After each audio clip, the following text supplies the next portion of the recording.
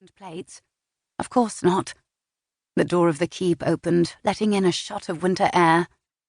"The coach is ready," Molly, their maid from England, said, hustling in to grab a wool blanket.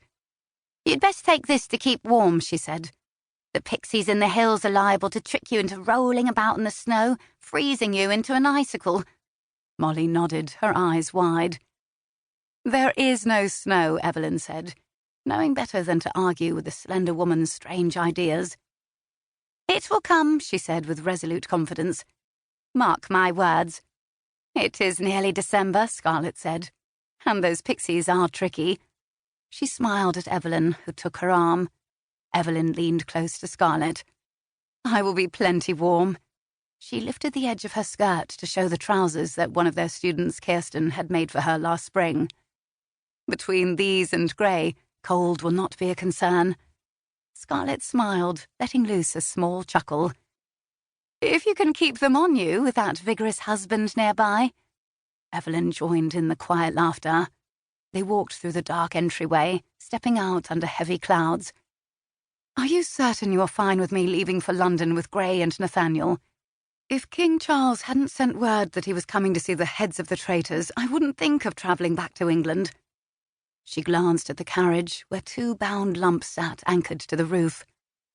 "As it is, the thought of riding with 2 severed, decaying heads tied to the carriage makes me shiver. I would much rather remain here, but I don't trust Grey to not get himself killed or arrested while trying to clear his parents' names with the king." Scarlet looked at the stone facade of the massive castle, hiding the unease in her middle behind a practiced smile. "I will be perfectly fine and busy. I will keep up the lessons with Alana's help, and welcome the onslaughts of female students who will surely come knocking at the gate any day now."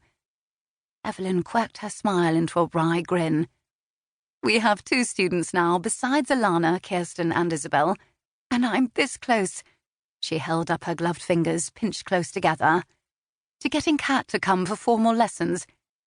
Kat was Isabel's older sister, who lived alone in the forest, an angry, completely freckled redhead, who was the only experienced healer around Loch Tay. Scarlet nodded. "I will welcome any that come before you return, especially if they have money to pay." "We will teach them without funds." "Certainly, but to buy supplies for the students, eventually we will need coin," Scarlet said, patting Evelyn's arm. "But I will welcome and teach all the uneducated ladies in the land while you are away." Their brother Nathaniel Worthington walked up, catching the last of their conversation. "If any sheep wander by, welcome them too." He had plans to graze sheep on the fertile land around Finlarig, since the wool trade was becoming a highly profitable business. "Yes, brother," Scarlet said, smiling as he bent to kiss her cheek, his dark hair matching her own. "I'll round up any stray sheep walking about." He smiled widely, gave a nod, and walked back to the coach where Evelyn's husband stood. "That would mean you will step beyond the walls of the castle?" Evelyn asked, her voice low as she searched Scarlet's eyes. It was true that Scarlet hadn't left the grounds except for an occasional festival in the meadow where she was surrounded by people. Instead of riding daily, as she had growing up in England, Scarlet had busied herself in the garden by the kitchen.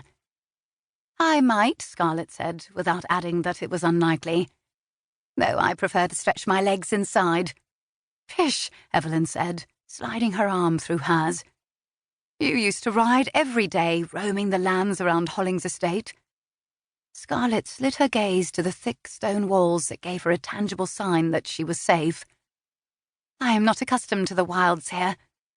Evelyn sighed, but didn't ask her usual questions. "What happened the night of the St. Valentine's ball?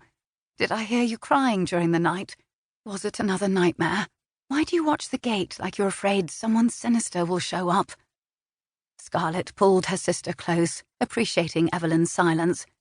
They walked toward the carriage that had carried them to Finlarig last spring. Just approaching it made Scarlet's stomach tighten, remembering their hasty escape from England. "I don't like you going back down there," she said to Evelyn, her words low. "Especially to court. There are dangers everywhere, Effie." Evelyn squeezed back. "I think Grey is as determined to keep me safe as I am to keep him alive. And Nathaniel will be there.